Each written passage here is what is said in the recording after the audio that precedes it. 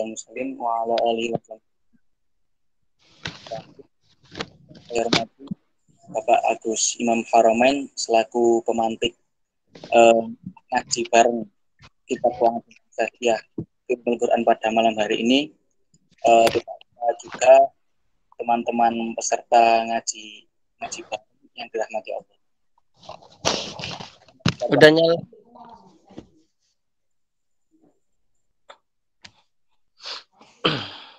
Waktu marilah kita buka ngaji bareng pada malam hari ini dengan membaca kitab, semoga mendapat manfaat dan barokahnya gitu. Ya, Al-Fatihah. Bukan udah nanya. Selanjutnya saya serahkan sepenuhnya pada Bapak Agus untuk memimpin. Saya persilakan. Ya, assalamualaikum warahmatullahi wabarakatuh. Waalaikumsalam warahmatullahi wabarakatuh. Mari seperti biasa kita mulai ngaji malam ini dengan baca doa bersama ya. Bismillahirrahmanirrahim. Sa'altuka rabbi sihatal qalbi wal jasad wa afiyatal abdani wal ahli wal walad wa tula hayatin fi kamalis iqamati wa hifzam minal ijabi wal kibri wal hasad wa rizqan halalan wa si'an ghaira naqisi yakunu lana aunan alaman hajir rasyad wa ilman mubarakan fihi afhamul kutub wa ra'yan sadi dan yanfa'ul ahla wal walad wa amna minal bala'i wal hawli wal fitan li autanina wa ismata min zawil hasad wa husna adailil hukuki jami'iha ala tuhibbuhu wa tardahu ya somad wa akthir lana tawabi al-haqi wal huda minal aqribai wal ba'idina wal ab'ad di fadlika ya rahmanu ya muhsinal wara wajahin nabiyil mustafa khairu man sajad alaihi sholatullah thumma salamuhu wa alihi wa ashabi wa malil ula qasad. Bismillahirrahmanirrahim. Raditu billahi rabba bil islami dina Nabi Muhammadin nabiyya wa rasulah. Rabbi zidna ilma wa wasi' fiyya rizki wa barik li fima razaqtani waj'alni mahbuban fi qulubi ibadik wa azizan fi uyunihim waj'alni wajihan fid dunya wal akhirah wa minal muqarrabin ya katsiran nawal ya hasanan fi'al ya qa'iman bila zawal ya mubdiyan bila misal falakal hamdu wal minnatu wasyarafu ala kulli hal amin. Assalamualaikum warahmatullahi wabarakatuh. Waalaikumsalam. Mari kita kirimkan Fatihah dulu ya pada baginda kita Nabi Muhammad sallallahu alaihi wasallam wa ala alihi washabihi azwajihi wa dzurriyyati wa baitihi wa li jami' ikhwanihi minal anbiya wal mursalin awliya wa syuhada wa sholihin wa sahabati wa tabi'in wal ulama al amilin wal musannifin mukhlisin wa jamil malaikatil muqarrabin khususan Sayyidina Syabdul Qadir Jalani radhiyallahu anhu summa khususan pengarang kitab Al-Qawaid Al-Asasiyah fi Ulumil Quran Said Muhammad bin Alawi Al-Maliki, khususan para guru kita semua, guru saya, guru teman-teman semua, wabil khusus saya Muslim bin Abdul Rahman,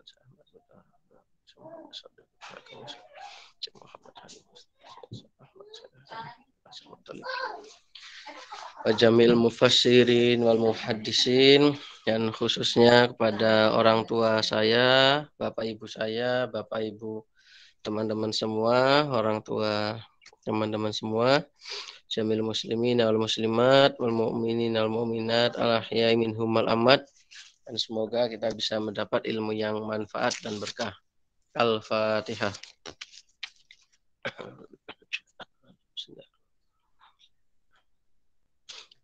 Iya karena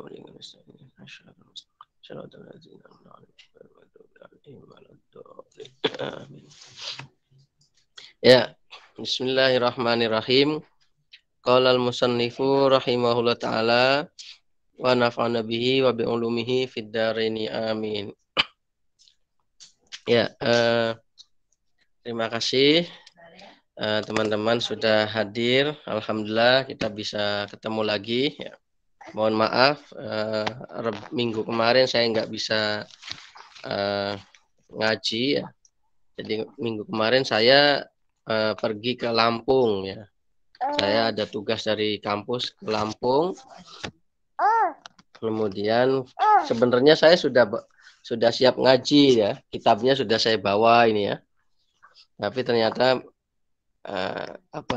habis maghrib malah ada acara mendadak karena bersama dengan beberapa dosen yang lain kan, sehingga akhirnya malah habis maghrib ayo kita pergi ke sini dulu, ada acara itu, akhirnya yang nggak bisa ngaji sampai malam, sampai jam berapa ya, jam 10:30 itu, padahal kitab saya udah memprediksi wah ini kayaknya saya nyampe sana siang, kemudian nanti malam sudah di hotel ini, sudah santai gitu. Ternyata malah ada acara dadakan begitu. Yang ibaratnya tidak ada di rencana awal. Jadi sehingga saya WA Saya WA itu ya, Mbak. Itu nggak bisa saya bilang. Ya baik, tapi alhamdulillah malam ini kita bisa ketemu. Semoga teman-teman dalam keadaan sehat walafiat ya. Mari kita mulai. Bismillahirrahmanirrahim. Al-wujuhu wan nadhairu. Wujuh wan nadhair. Wujuh wan nadhair. Ini salah satu pembahasan penting dalam kaitannya penafsiran Al-Qur'an. Ini masuk dalam aspek kebahasaannya. Jadi dalam ulumul Quran ada pembahasan al-wujuh wan nadhair. Nah, kita akan bahas ya. Al-wujuhu. Apa itu wujuh? Wujuh adalah jam'u wajhin. Jamak dari kata wajah.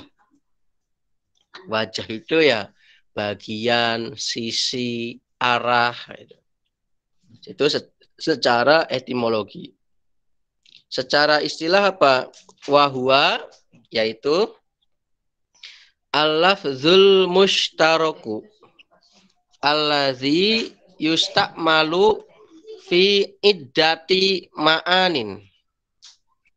Wujuh itu definisinya adalah suatu lafadz yang bisa digunakan untuk bermacam-macam makna. Lafadznya satu, tapi maknanya banyak. Ya. Lafadznya satu, tapi maknanya banyak. Bisa makna ini, bisa makna itu, dan lain sebagainya. Jadi lafadznya satu, maknanya banyak. Itu adalah al-wujuh. Kalafzil ummati, seperti lafadz umat. Umat itu maknanya bisa macam-macam ya. Bisa macam-macam. Bisa kelompok, bisa panutan, bisa menunjuk satu orang. Itu konteksnya beda-beda. Nanti akan lebih jelas melihat contoh-contoh yang di bawah. Wan nadhair, adapun an-nadhair itu ka'al-fazil mutawatoati. Lafadz-lafadz yang saling berkaitan. lafad-lafad yang saling berkaitan. Nah, ini kebalikannya. Jadi wujuh wan nadzair itu kebalikan. Jadi kalau wujuh itu lafadnya satu, tapi maknanya bisa macam-macam. Wujuh itu lafadnya satu, tapi maknanya bisa macam-macam. Sedangkan an-nadzair lafadnya banyak, tapi maknanya satu. Lafadnya banyak, tapi maknanya satu. Ya. Lafadnya banyak, tapi maknanya satu. Untuk memudahkan, saya contohkan dulu yang an-nadzairnya. Nadzair itu makna lafadnya banyak, tapi maknanya satu. Contohnya, kebaikan, baik. Dalam Al-Quran itu ada berapa kata yang menunjuk kata baik itu? Ada khairun, artinya baik. Hasanun, artinya baik. Apalagi? Birun, artinya baik. Sudah 3 itu ya. Terus apa lagi? Ma'ruf, itu baik. Apalagi? Toyibun, itu juga baik. Ada 5. Lafadznya kan beda-beda tadi. Ada khairun, ada ma'ruf, ada solihun, ada hasanun. Itu lafadznya kan beda. Tapi maknanya itu menunjuk ke satu arti, yaitu baik. Ya. Bisa difahamin ya? Bisa difahamin nggak teman-teman? Bisa, Pak. Baik. Itu an-nadzair. Saya lanjutkan ya.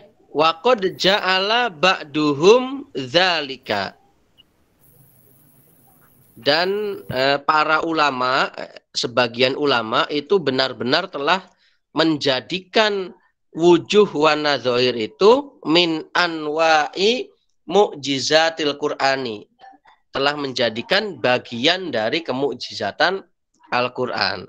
Jadi salah satu bentuk kemukjizatan Al-Quran adalah bahwa dalam Al-Quran itu terdapat lafad-lafad yang kategorinya wujuh dan an-nadzair. Itu maksudnya. Hai sukanat al-kalimatul wahidatu tansorifu ila isrina wajhan. Bentuknya ada satu kalimat tapi bisa memiliki makna sampai 20. Wa aksaro wa akola. Bisa jadi lebih banyak atau lebih sedikit. Wala yujadu zalika fi kalamil basyari. Dan itu tidak ditemukan di dalam ucapan manusia, ucapan orang. Ya, jadi misalnya kita dalam bahasa Indonesia ya. Ya, kita dalam bahasa Indonesia misalnya. Ada kata bisa ya. Bisa itu artinya apa? Ya. Bisa. Bisa itu bisa berarti mampu atau bisa berarti racunnya ular itu, ya kan? Itu al-wujuh itu contohnya. Tapi di Al-Quran tidak hanya 2 kata, 2 makna saja, lebih banyak dari itu. Ya, itu. Apa? Kalau dalam bahasa Indonesia itu apa? Homonim ya. Benar nggak? Homonim. Jadi bunyi lafadznya sama, tapi maknanya beda. Bisa artinya bisa mampu atau bisa dalam arti tadi racunnya ular. Nah di Al-Quran juga ada seperti itu, tetapi lebih luas. Wa hadhihi uyunun min amsilatiha dan nau'i. Dan ini di bawah ini maksudnya itu beberapa contoh dari bagian ini, bagian al-wujuh. Min zalika diantaranya al-huda, lafad huda. Teman-teman kalau memaknai lafad hudan itu artinya apa biasanya maknanya?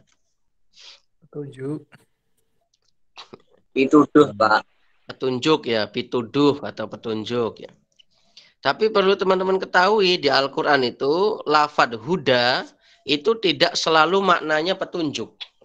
Tidak selalu maknanya petunjuk. Kita akan lihat. Al-huda wa huwa ya'ti ala sab'ata asyara wajhan. Huda itu di Al-Quran bisa bermakna sampai berapa? 17.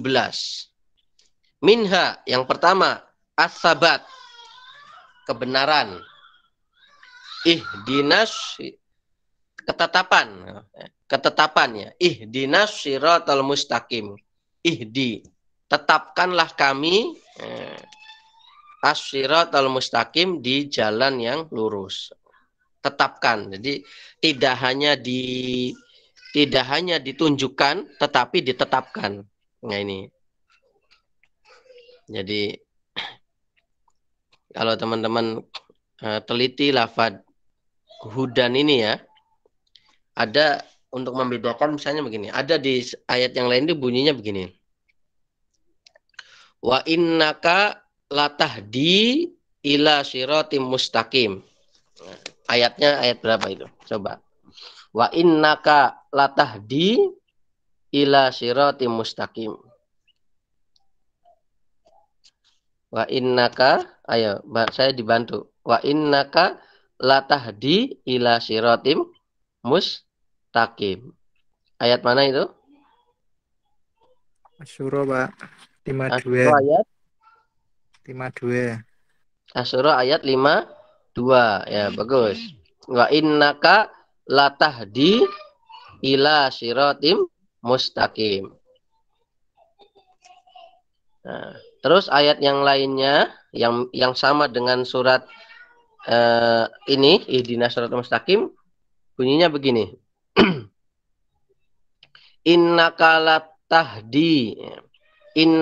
latahdi man ahbabta walakinnallaha yahdi may yasha.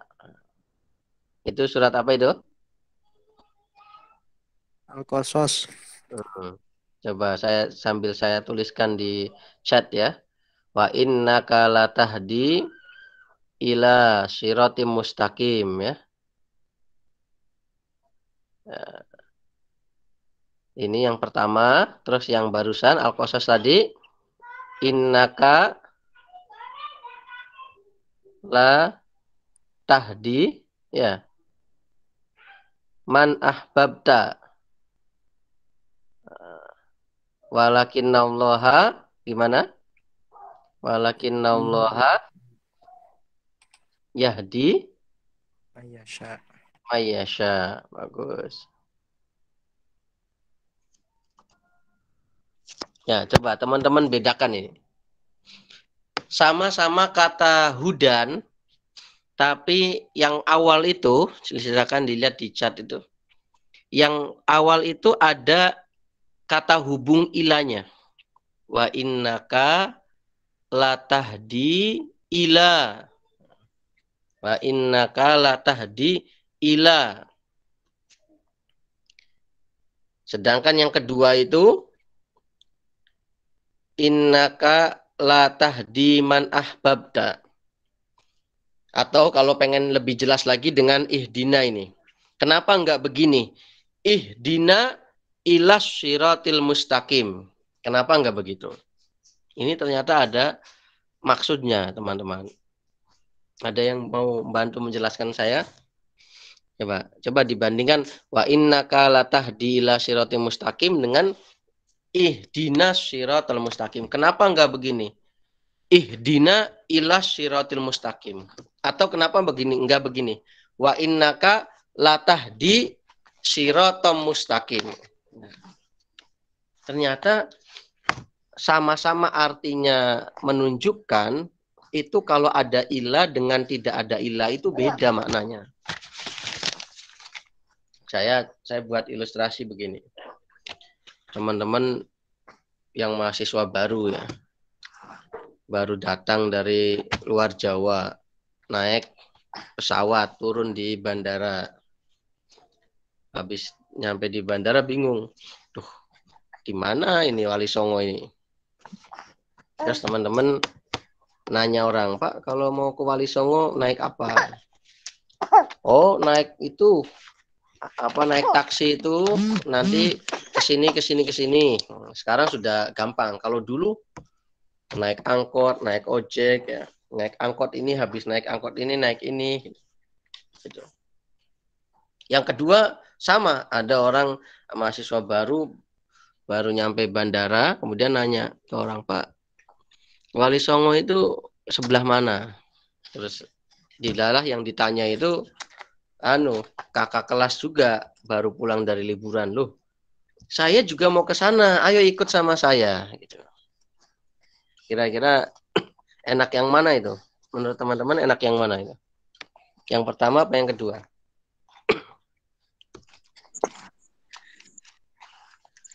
Enak yang mana? Pertama apa kedua?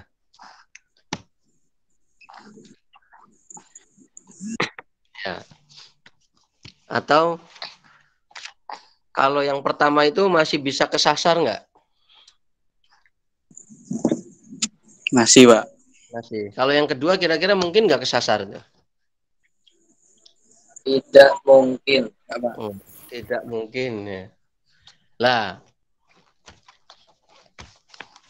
lafad hudan tadi yang ada kata ilahnya itu untuk menunjukkan yang pertama. Sedangkan kata hudan yang tidak ada ilahnya itu untuk menunjukkan makna yang kedua. Makanya di ayat itu yang tadi saya tulis di chat itu, wa innaka latahdi ila sirati mustaqim. Itu mengingatkan Nabi, engkau itu bisanya memberi petunjuk, menunjukkan saja. Masalah nanti dia dapat hidayah atau enggak itu bukan wilayah Nabi, tapi wilayah Allah. Makanya kemudian di ayat yang kedua, innaka la tahdi man ahbabta. Di situ ingin menegaskan Nabi, engkau itu tidak bisa mengantarkan orang. Makanya itu kan ceritanya Nabi sedih kan, kenapa ini paman saya belum sempat mengucapkan syahadat kan. Sampai kemudian makanya turut ayat itu kan, bahwa innaka la tahdi man ahbabta, bahwa engkau itu tidak bisa mengantarkan seseorang yang kamu cintai untuk bisa mendapat hidayah. Nah, makanya di surat Al-Fatihah pun demikian, ihdinas siratal mustaqim. Jadi yang kita doa setiap kita membaca Fatihah di setiap sholat kita itu, kita tidak hanya minta petunjuk, karena kalau petunjuk itu semua sudah dapat. Jadi kalau kita sekarang sudah muslim itu kita sudah mendapat petunjuknya Allah, sudah mendapat hidayahnya Allah. Makanya yang kita minta tidak hanya ditunjukkan tapi diantar. Makanya ada ihdinas siratal mustaqim itu mufasir mengatakan bahwa bukan hanya maknanya ya Allah tunjukkanlah kami jalan yang lurus, tidak hanya itu, tapi ya Allah tuntunlah kami ke jalan yang lurus. Maksudnya benar-benar didampingi tadi, seperti ilustrasi saya yang kedua tadi. Ya. Jadi ya, itu tetapkan, makanya di sini as-sabat, tetapkan itu. Ya, ini salah satu aspek bahasanya. Jadi kata hudan yang pertama itu maknanya adalah ketetapan, suruh menetapkan. Terus yang kedua maknanya adalah al-bayan, keterangan. Ulaika ala huda mir rabbihim. Orang-orang itu, yakni yang tadi ya, yang ini kan surat Al-Baqarah yang awal itu ya. Orang yang yuqimuna sholah ya, wa yu'tunaz zakah ya. Iman kepada apa yang diturunkan Allah kepada Nabi Muhammad dan nabi-nabi sebelum Nabi Muhammad, itu mereka itu ala hudan, di atas penjelasan dari Tuhannya. Jadi ketika maknai ala hudan tidak lagi di atas petunjuk, tidak, tapi di atas keterangan. Yang ketiga, wadin, artinya agama. Innal huda hudallah, sesungguhnya agama yaitu agamanya Allah. Nah, maknanya begitu, tidak lagi maknai sesungguhnya petunjuk yaitu petunjuk Allah. Itu kan aspek makna bahasa. Nah, kalau kita menafsirkan itu sudah tidak hanya makna bahasa, tapi yang dimaksud ayat itu. Ya, dimaksud ayat itu adalah ya agama. Yang selanjutnya al-iman. Wa yazidullahu alladzina tadau huda. Dan Allah akan menambahkan orang-orang yang sudah beriman berupa tambahan iman lagi. Ya, begitu maknanya.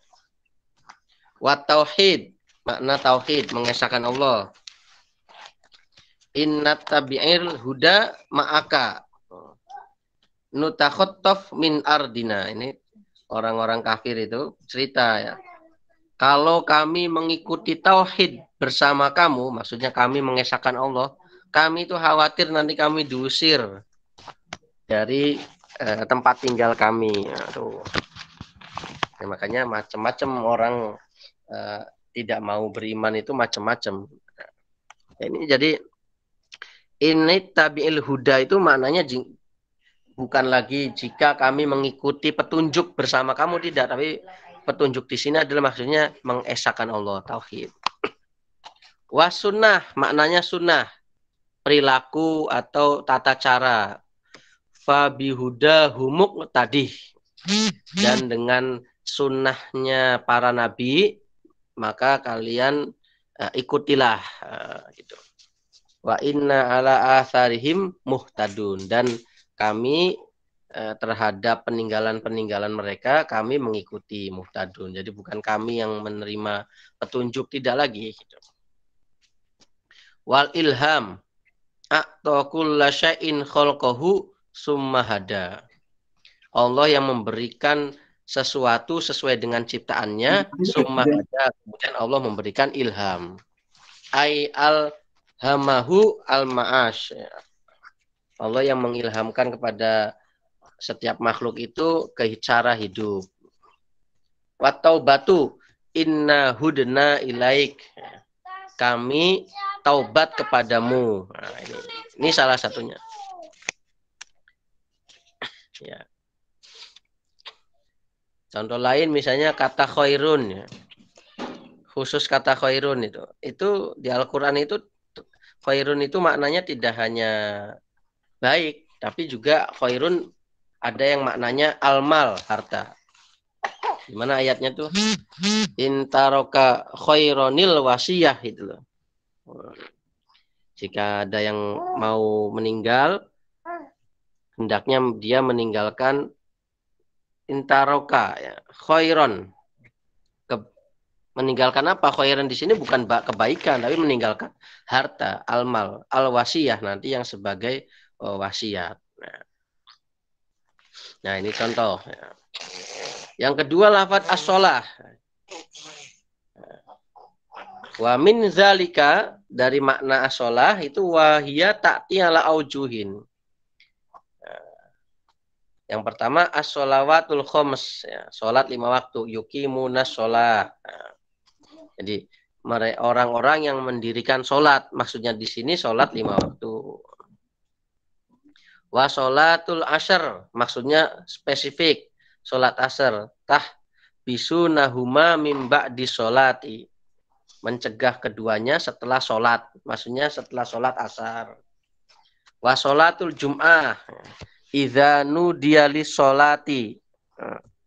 Loh, kok bisa tahu Pak? Ini salat asar, ini salat 5 waktu, ini salat Jumat ya. Melihat ya, ayatnya bicaranya bagaimana konteksnya. Kemudian kita melihat Nabi maknainya bagaimana. Misalnya ketika as-sholat al-wusto itu. Kenapa bisa dimaknai sholat asar ya? Karena memang Nabi menjelaskannya seperti itu. Wala tusalli ala ahadin minhum. Jangan kalian sholat atas satu orang di antara mereka. Maksudnya orang munafik kalau meninggal jangan disolati. Ya. Ini maksudnya adalah sholat jenazah. Jadi siapa tokoh munafik yang terkenal pada masa Nabi itu? Ubay ya? Siapa namanya kok? Saya lupa. Tokoh munafik yang terkenal pada masa Nabi itu siapa namanya?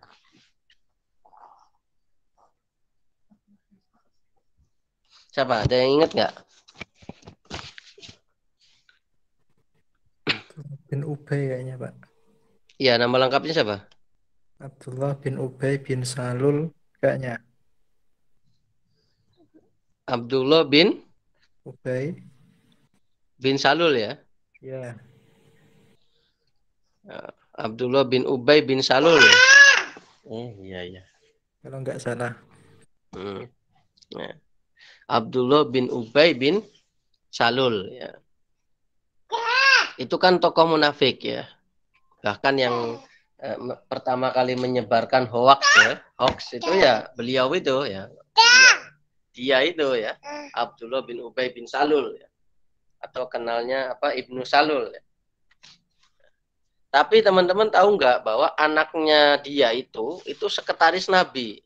Jadi anaknya Abdullah bin Ubay bin Salul itu sahabat yang Muslim, bahkan jadi sekretaris Nabi. Coba teman-teman bayangkan ya. Jadi ayahnya itu tokoh munafik yang bahkan memfitnah Aisyah itu main belakang dengan salah satu sahabat sehingga akhirnya itu hoax yang pertama kali tersebar itu ya. Makanya ada hadisul ifki, wajah abil ifki itu loh di Quran itu kan ada itu. Hadis ifki itu sangat panjang kalau di Sahih Bukhari itu. Berhalaman-halaman itu cerita tentang bagaimana fitnah kepada Siti Aisyah itu. Nah, itu Ubay bin Salul, ya, Abdullah bin Ubay bin Salul. Tapi anaknya itu salah satu dari sekretaris Nabi. Lah, ketika Abdullah bin Ubay bin Salul itu meninggal, nah, Nabi kan pengen pengen nyenengin anaknya kan. Anaknya sekretaris Nabi, bapaknya ninggal. Nabi ya udah pengen nyolati gitu. Tapi kemudian Allah turunkan ayat ini, wala tusolli ala hadin minhum. Apa lanjutannya gimana? Mata abada ya. Gimana lanjutan ayatnya itu? Oke, Pak, betul. Ya, wala tusolli ala hadin minhum mata abada. Nah, jadi Nabi, kamu jangan nyolati salah satu orang yang mati dari orang munafik itu selamanya. Maksudnya al-ahadin di sini itu ya tadi Abdullah bin Ubay itu. Jadi ini sholat yang dimaksud walatu sholli ini sholat jamaah. Sholat jenazah. Ada lagi doa, sholat bermakna doa. Wasolli ala ahadin, dan doakan mereka. Ini tentang ayat tentang zakat itu loh. Khudz min amwalihim shadaqatan tutahhiruhum wa tuzakkihim biha wa sholli alaihim inna sholataka sakanul lahum. Nah, ini maksudnya adalah doa, bukan sholat. Ad-din, ada maknanya ad-din. Jadi sholat tapi maknanya itu agama. As-sholawatuka ta'muruka. Apakah agamamu memerintahkan kamu? Jadi jangan dimaknai apakah sholat kamu memerintahkan kamu, jangan, tapi maknai apakah agama kamu. Yang selanjutnya sholat bimakna al-qiraah. Wala tajhar bisolatika. Jangan kamu keraskan bacaan kamu. Ya, maknanya seperti itu. Warahmatu wal istighfaru. Rahmat dan istighfar. Innallaha wa malaikatahu yusalluna 'alan nabi. Sesungguhnya Allah dan para malaikat membaca sholawat kepada Nabi. Ya. Jadi sholawat di sini. Ya. Sholawat itu rahmat dan istighfar. Jadi kalau Allah yang berarti rahmat. Kalau malaikat berarti istighfar. Jadi misalnya malaikat membaca sholawat kepada orang yang membaca sholawat. Nah, kan begitu kan? Itu artinya malaikat memohonkan ampun kepada orang yang membaca sholawat. Ya, ini contoh-contoh bahwa kata sholat itu maknanya beda-beda. Ini contoh dari al-wujuh. Contoh dari al-wujuh. Jadi sampai belakang itu contoh, isinya contoh-contoh semua ya. Nah, gimana Pak kalau saya mau mempelajari ini? Maka teman-teman bisa melihat kitab-kitab yang notabene kamus-kamus bahasa. Gitu. Misalnya yang paling gampang Al-Mufradat fi Ghoribil Quran. Ya. Al-Mufradat fi Ghoribil Quran karya Roghib Al-Isfahani.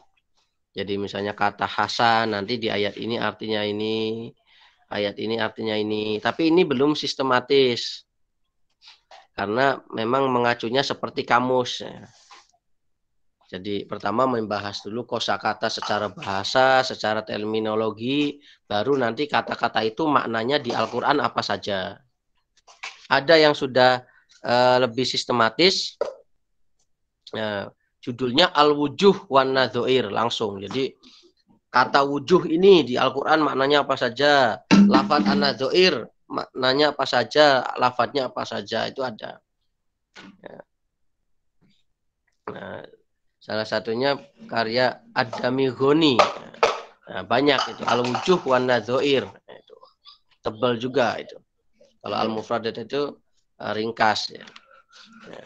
Nah, jadi punya lagi-lagi saya sering menyampaikan bahwa kita beruntung ya ditinggali kitab-kitabnya para ulama ya.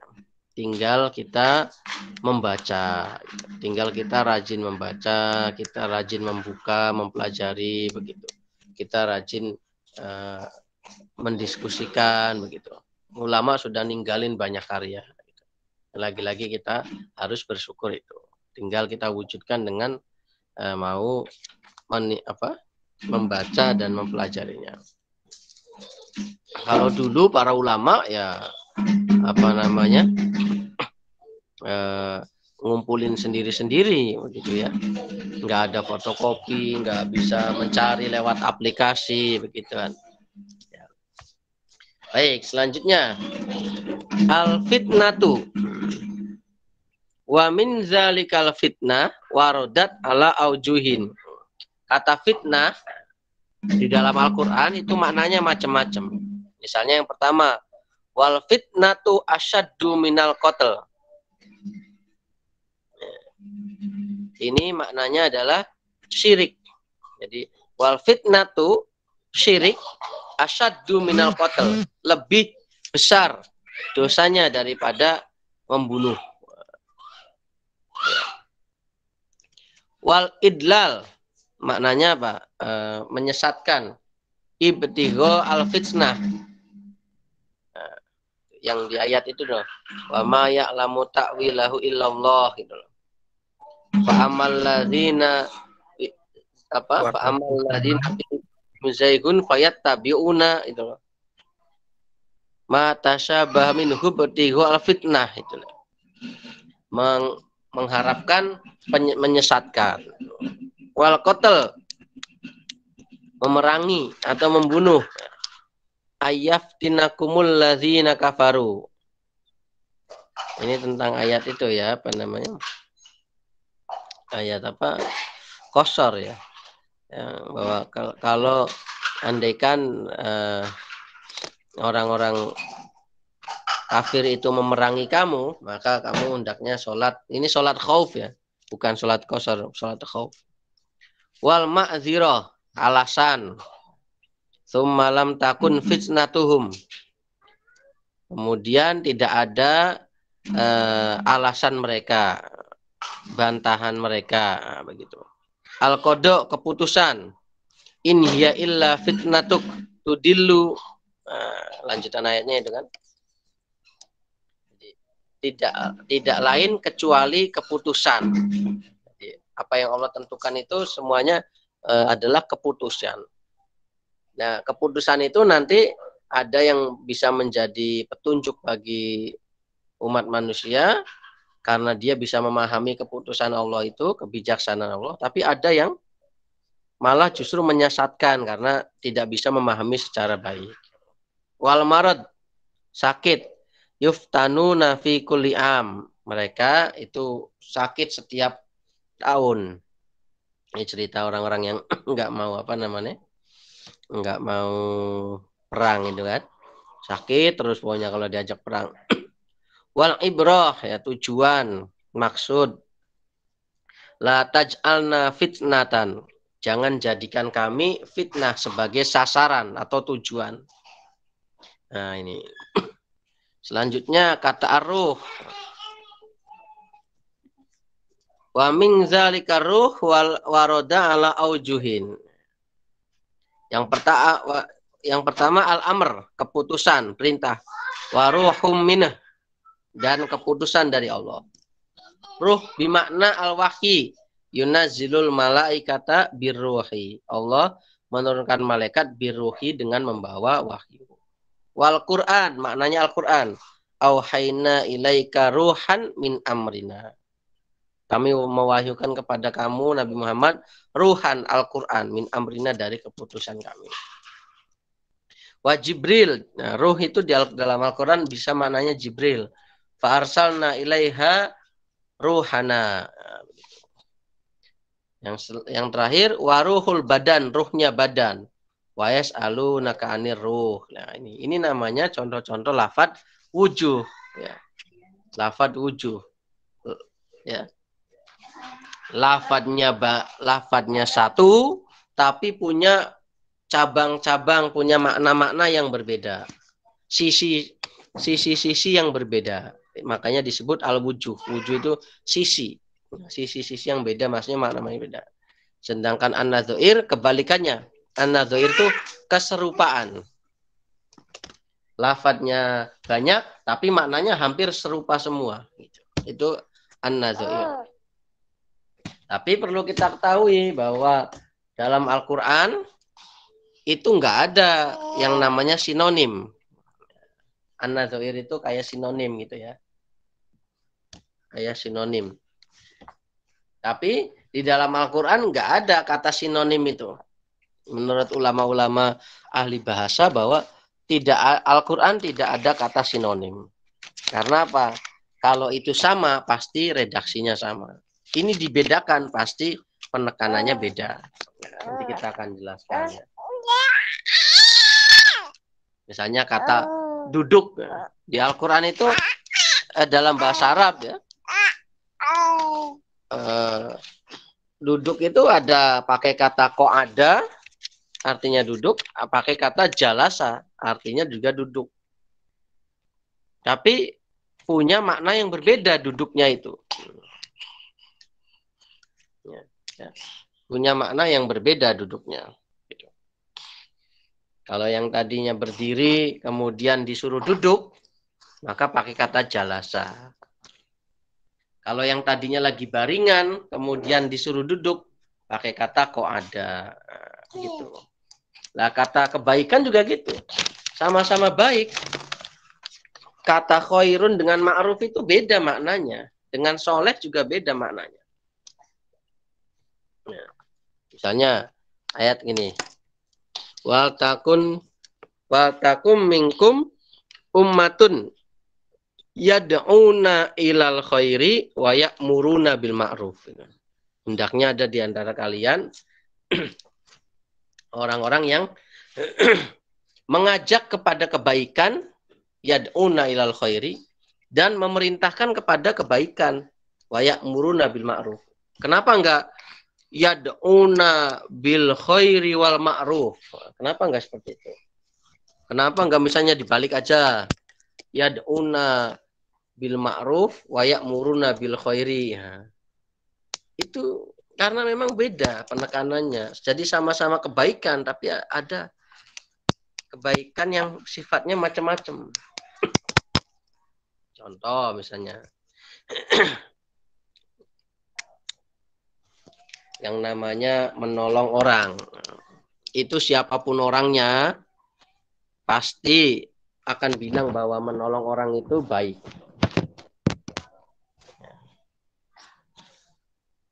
Tapi kalau misalnya kita kaitkan kewajiban tiap orang, pasti beda-beda. Ya, pasti beda-beda. Misalnya nanti teman-teman jadi mahasiswa, sekarang jadi mahasiswa, kira-kira amal solehnya teman-teman tuh apa? Ya. Kalau sholat, ya semua orang itu entah mahasiswa, entah dosen, entah kiai, entah pedagang, ya semua harus sholat. Semuanya ya harus sholat, harus puasa kalau dia muslim ya. Tapi kalau kebaikan menjaga keamanan, kebaikan memberikan pelayanan yang bagus, kebaikan berupa apa? Berupa menjamin kemaslahatan masyarakat, itu tentu beda-beda. Baiknya polisi sama baiknya Pak Satpam itu beda. Polisi tugasnya ini. Makanya agama kita itu memerintahkan gimana? Setelah kita beriman, ya kita beramal soleh. Lah soleh itu apa? Cocok, kesesuaian. Maksudnya apa? Amal perbuatan kita itu tidak hanya kita sebagai seorang muslim, tetapi juga amal yang cocok dengan kedudukan masing-masing kita. Presiden ya amal solehnya apa? Tentu beda. Ya. Gubernur ya jangan disamakan amal solehnya guru sama amal solehnya gubernur, tentu beda. Nah itu amal soleh.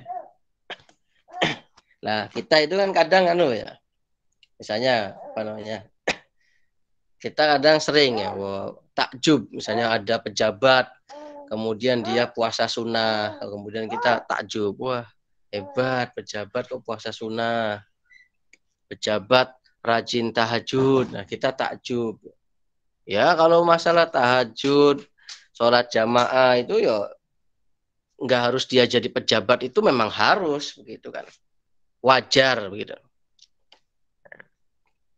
Padahal ya harusnya yang kita nilai misalnya pejabat itu ya bagaimana dia memanfaatkan jabatannya untuk kemaslahatan umat, bagaimana dia mengentaskan kemiskinan. Lah itu jadi itu kebaikan itu macam-macam. Nah, kadang kita sering tertipu ya ketika menilai seseorang.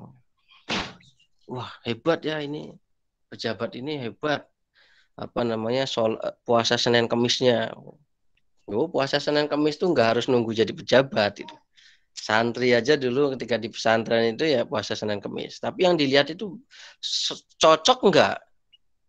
Sekarang misalnya mohon maaf ada pejabat Senin Kemisnya rajin, jamaahnya rajin, tapi dia lalai terhadap tanggung jawabnya. Bawahannya tidak pernah dikontrol, korupsi tidak pernah ditindak, itu namanya dia belum beramal soleh.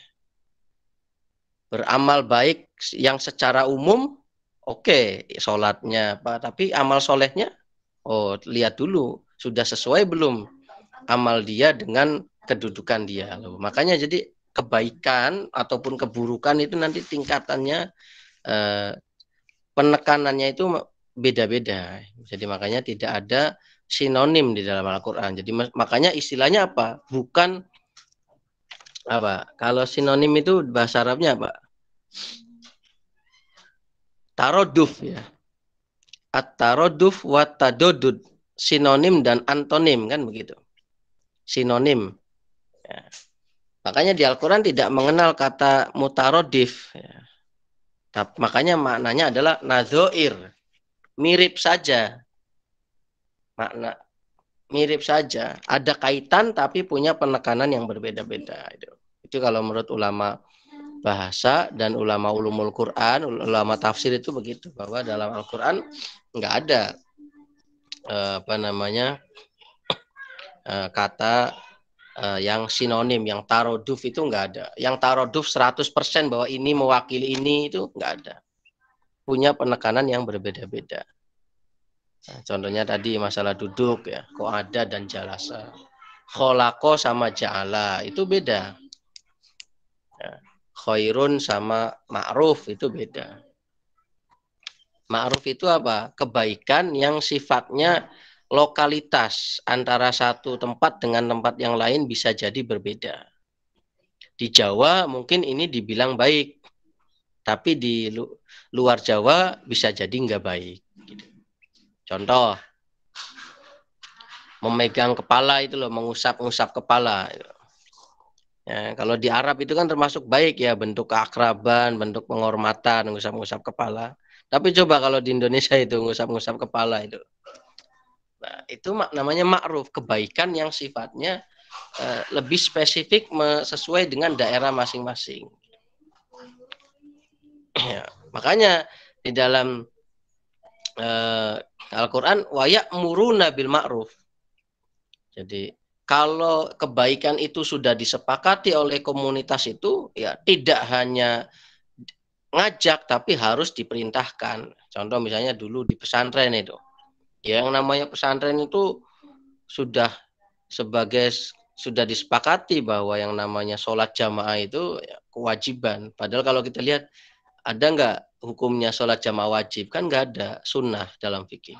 Tapi itu menjadi sebuah kewajiban, ya, kebaikan yang sudah disepakati di lingkungan pesantren misalnya.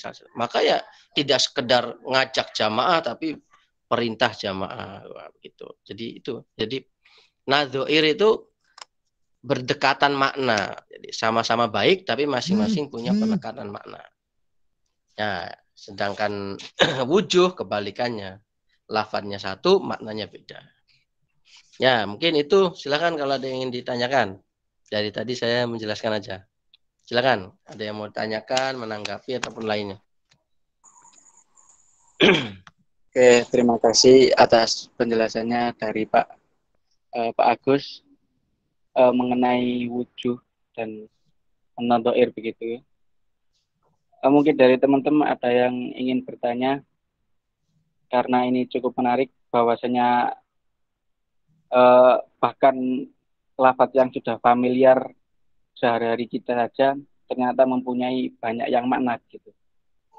Seperti saya itu baru tahu Pak kalau yang fitnah itu yang bermakna syirik.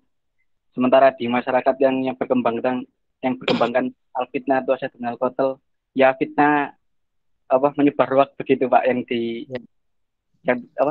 yang masyarakat luas pahami begitu. Ya. Mungkin ada pertanyaan dari teman-teman, saya persilakan.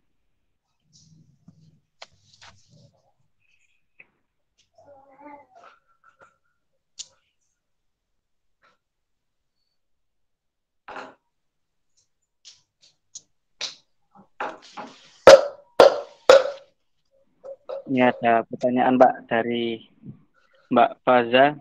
Assalamualaikum warahmatullahi wabarakatuh. Izin bertanya Pak, apa perbedaan antara al-wujuh dan an-nadhair dalam ulumul Quran ini dengan lafadz mustarab dan muradif dalam ilmu balaghah atau ilmu mantik Pak? Apakah keduanya memiliki makna yang sama? Ya.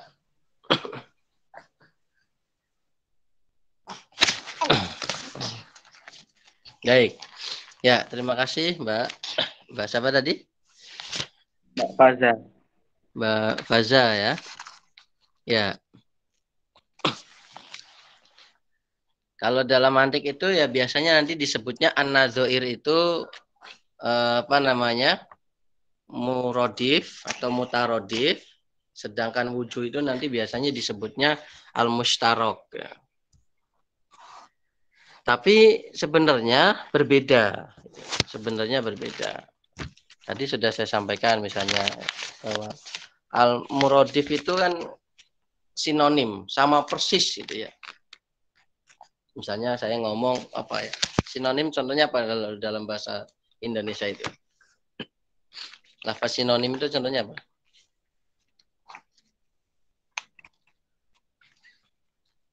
Ada yang mau mencontohkan nggak? Lafaz sinonim dalam bahasa Indonesia. Wanita sama perempuan itu sama nggak? Sinonim nggak? Sama, Pak. Laki-laki sama apa? Cowok ya, misalnya. Nah, itu muradif ya.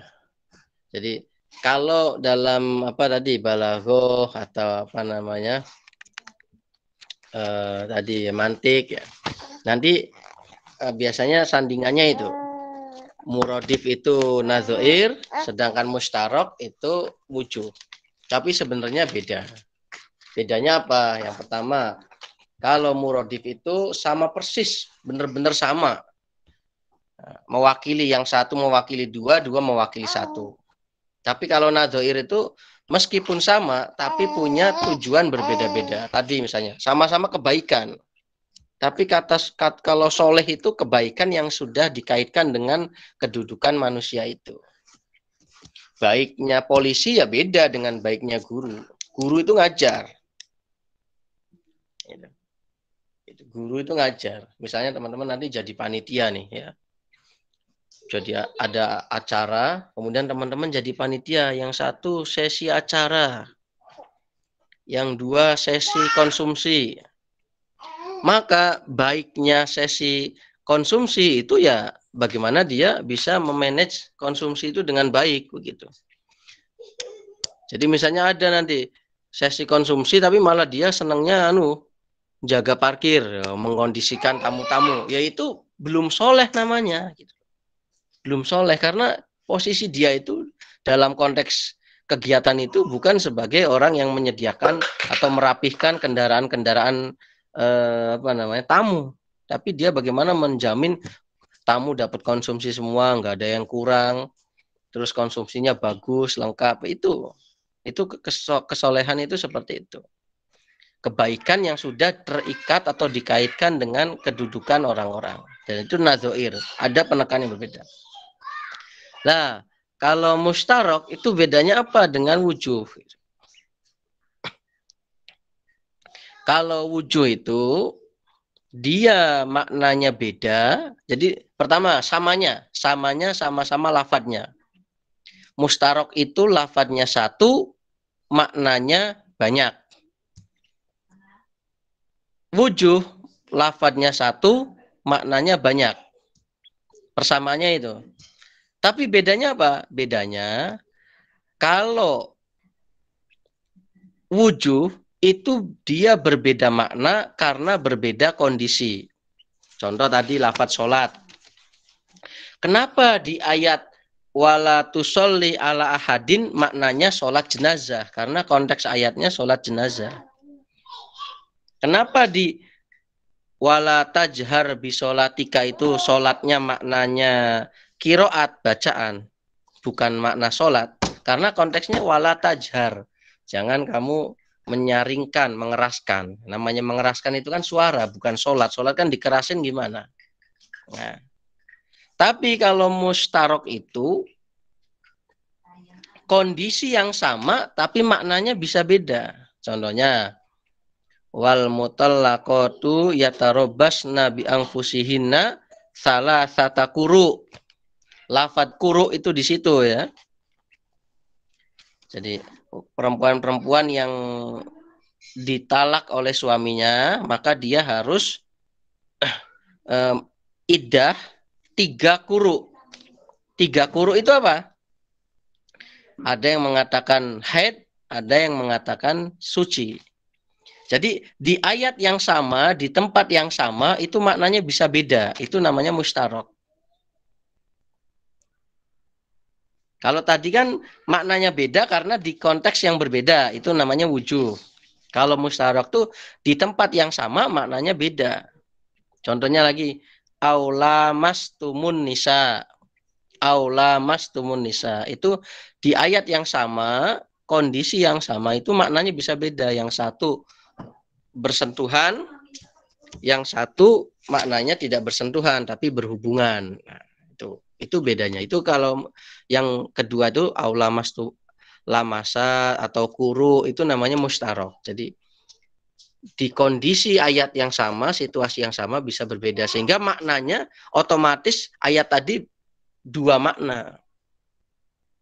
Jadi bisa dipahami yang membatalkan wudhu itu kalau berhubungan sama istri, bisa sekaligus bisa dipahami yang membatalkan wudhu itu kalau bersentuhan. Sama tadi, salah satakuru. Yang satu paham iddahnya 3 kali suci, yang satu paham 3 kali head. Jadi misalnya 3 kali head ya, berarti head, suci, head, suci, head. Nah, sudah. Kalau 3 kali suci lebih apa namanya? Lebih lama berarti. Head suci, head suci, head suci. Nah, begitu. Bisa dipahami ya? Bedanya ya. Gimana Mbak Faza, ada tanggapan atau pertanyaan lagi? Mbak Bu itu boleh ditarik tuh. Ya, baik. Silakan yang lain.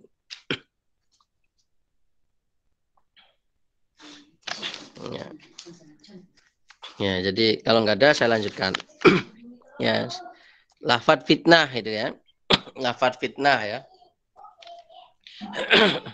Bahkan lafadz fitnah itu kan ada 2 ya. Wal fitnatu asyaddu minal qatl, yang satunya apa? Akbaru ya. Akbaru minal qatl ya. Iya enggak? Iya, Pak. Ya, itu. Kalau wal fitnatu yang akbaru minal qatl itu maksudnya fitnah di situ adalah mengingkari janji. Jadi kan orang Arab itu dulu ya ada yang namanya bulan mulia, Ashhurul Hurum. Bulan mulia itu mereka sudah sepakat bahwa di bulan mulia kita nggak boleh perang. Jadi dalam kondisi apapun kalau lagi di bulan mulia itu nggak boleh perang. Ya. Nah, makanya kemudian ditutup dengan itu tadi. Wal fitnatu akbaru minal qatl. Maksudnya apa? Bahwa perang itu ya sesuatu yang besar, sesuatu yang peristiwa besar ya. Tetapi melanggar janji itu lebih besar lagi ya. Keburukannya maksudnya. Maka begini, ya tadi Mas moderator mengingatkan tentang yang fitnah itu ya, bahwa benar ya bahwa di dalam Al-Quran itu sebenarnya nggak ada arti fitnah dalam arti yang kita sekarang pahami itu. Makanya bahasa itu akan selalu berkembang. Jadi bahasa itu ya, bahasa itu ada kalanya berkembang, maknanya meluas, ada kalanya tetap, ada kalanya menyempit. Bahasa itu seperti itu. Ya. Contoh fitnah itu ya. Fitnah itu kalau kita harus bisa membedakan ketika orang Indonesia yang ngomong fitnah, maka otomatis maknanya adalah ya yang tadi kalau bahasa itu apa ya, buhtan ya. Buhtan ya, menuduh sesuatu yang tidak sebenarnya, itu namanya buhtan. Kalau dalam istilah hadis kan begitu. Tetapi di Indonesia kadung sudah menggunakan fitnah itu. Dan kalau teman-teman cek di KBBI ada makna fitnah itu. Fitnah adalah menuduh seseorang dengan sesuatu yang tidak sebenarnya atau apa begitu. Nanti dicek. Nah, sehingga teman-teman harus bedakan. Boleh nggak Pak kita memahami atau memakai istilah fitnah sesuai dengan yang ada di KBBI? Boleh. Tapi tolong diperhatikan, jangan kemudian memakai pembenaran dengan ayat wal fitnatu asyaddu minal qatl atau akbaru minal qatl. Karena konteksnya tidak sama sekali menyinggung itu. Guys, pokoknya bilang aja bahwa itu fitnah. Kamu jangan fitnah saya, karena fitnah itu menyakitkan. Begitu dah. Jangan kemudian kamu nggak boleh fitnah saya, karena di Al-Quran sudah bilang bahwa fitnah itu lebih besar daripada pembunuhan. Ya, nggak usah dikasih embel-embel itu. Gitu. Jadi perlu dibedakan. Nggak masalah, misalnya kayak kita sekarang ya, Orang Arab itu nggak ada orang ngomong Siti Fatimah, Siti Khadijah, itu nggak ada. Coba cari. Mereka kan menyebutnya Sayyidah. Kita boleh nggak Pak bilangnya Siti? Ya nggak apa-apa. Kita orang Indonesia. Nah, gitu. Tapi perlu kemudian jangan kemudian ngomong bahwa Nabi juga dulu manggilnya Siti. Nah, itu yang nggak boleh. Sama tadi. Boleh memakai fitnah. Istilah dengan istilah ala Indonesia. Tapi jangan kemudian mengaitkan dengan apa namanya dengan dengan ayat yang baru minal qatl atau asyaddu minal qatl. Pakai ayat yang lain yang itu konteksnya adalah buhtan tadi. Misalnya wala yaktab ba'dukum ba'do, ya, jangan gibah itu kan misalnya. Atau misalnya bahwa nggak boleh menceritakan, menuduh orang kozaf ya misalnya menuduh yang tidak sebenarnya begitu. Jadi itu ya perlu dibedakan saja agar jeli, karena apa namanya ya ini salah satu tugas teman-teman. Jadi nanti kalau ada kesempatan untuk menyampaikan itu bisa disampaikan, karena apa, kadang para guru juga masih memahami seperti itu. Misalnya saya pernah dapat tugas mengoreksi buku pelajaran agama. Itu ada salah satu babnya di situ, bab menjauhi fitnah, hasad dan membuka aib. Nah, kemudian di penjelasan bukunya itu gurunya menulis bahwa fitnah itu adalah perbuatan yang keji dan kemudian dilarang oleh agama, sebagaimana firman Allah, wal fitnatu akbaru minal qatl. Nah, ini kan keliru, harusnya dicarikan jangan ayat itu, karena ayat itu tidak cerita tentang fitnah di Indonesia, konteks Indonesia. Cari ayat yang lain, misalnya ayat yang menuduh orang sembarangan apa gitu. Kemudian saya sampaikan kepada gurunya, begini Pak, ini alhamdulillah dia bisa menerima gitu. Nah, jadi penting menyampaikan hal-hal yang sepele seperti ini, tapi penting biar tidak salah kaprah begitu, tidak salah kaprah. Nah, kalau nggak ada saya lanjutkan nih. Wa min za azikr, ya, selanjutnya adalah kata zikr. Zikr itu juga maknanya beda-beda. Misalnya zikrul lisan. Wa min zalika azikr waroda ala aujuhin. Zikrul lisan. Fadhkurullaha ka zikrikum aba'akum au asyadda zikro. Ini kan. Ini tentang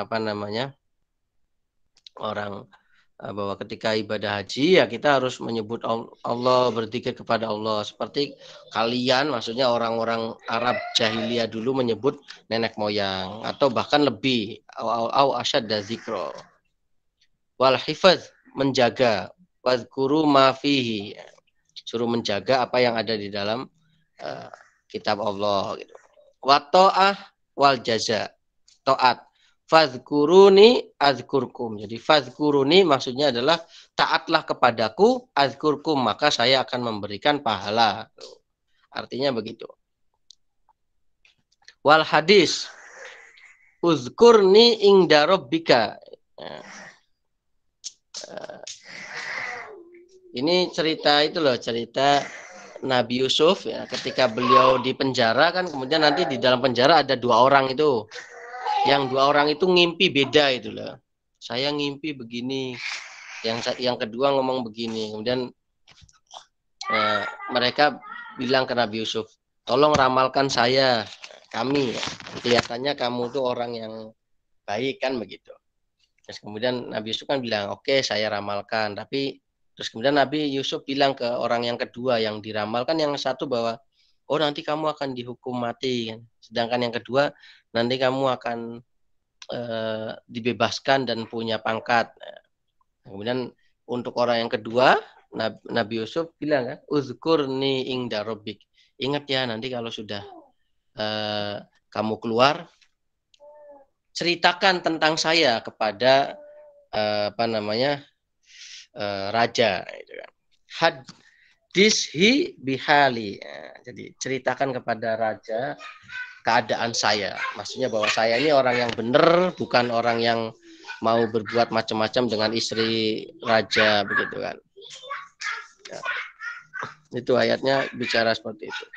Makanya ketika uzkurni ingda robik itu maksudnya bukan ingatlah saya ketika kamu ketemu dengan Tuhan kamu, tidak, tapi ceritakan saya.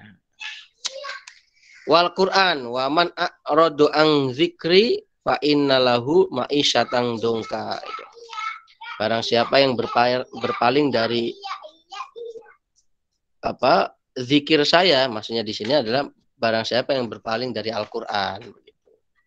Wasyaraf, kemuliaan, wa innahu la zikrul lak.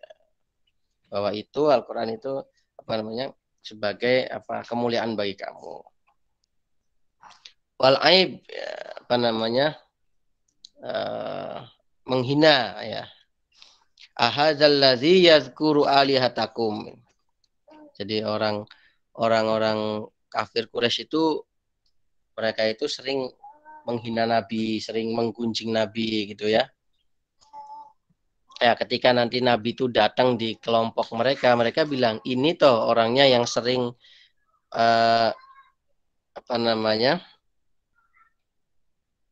menghina Tuhan kamu, yazkuru gitu. Walauhul mahfud mimba di zikr wasana wa zakarallaha katsira, dan hendaklah memuji Allah dengan banyak. Jadi tidak dipahami sebagai dan hendaklah berzikir, enggak, tapi khususnya di sini yang berupa pujian. Wassalat wala zikrullahi akbar. Nah, itu kan kalau khotib terakhir itu wala zikrullahi akbar aqimus shalah. Itu kan dan sungguh sholat itu mengingat Allah itu lebih besar. Maksudnya mengingat Allah di sini bukan zikir tapi sholat. Lah ini namanya contoh al-wujuh. Kenapa Pak yang dicontohkan di sini al-wujuh saja? Ya karena memang ya lagi-lagi kan ini bahwa mengenalkan secara ringkas tujuan dari pengarangnya. Karena ketika misalnya menjelaskan an-nadzair, wah itu penjelasannya harus sangat panjang begitu. Ya tadi sudah saya jelaskan sekilas. Ya jadi ini penting ya teman-teman harus tahu. Jadi bahwa dalam Al-Quran itu ada kata-kata yang seperti itu, maknanya satu, lafadznya satu, tapi maknanya banyak. Ada kebalikannya, lafadznya banyak, tapi maknanya satu, mengarah kepada satu. Tapi meskipun mengarah kepada satu, bukan berarti sinonim, tetapi ya, punya penekanan yang berbeda-beda. Makanya istilahnya nazoir. Nazoir itu kan mirip kan. Mirip-mirip itu nazoir kan. Tidak mutarodif begitu. Ya mungkin itu yang bisa saya sampaikan pada malam hari ini. Silakan kalau ada yang ingin ditanyakan sebelum kita tutup.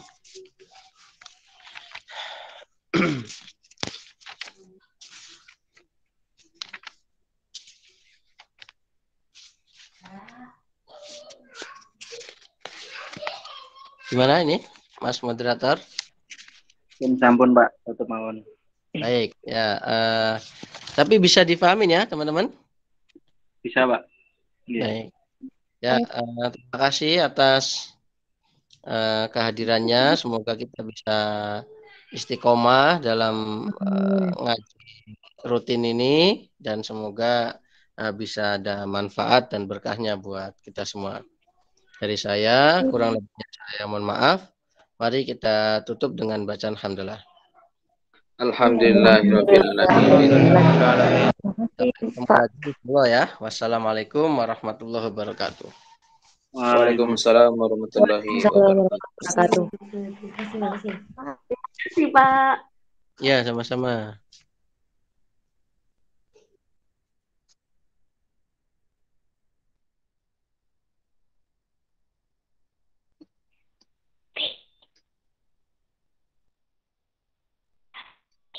Ya Nabi salam. Ya Rasul salam alaika.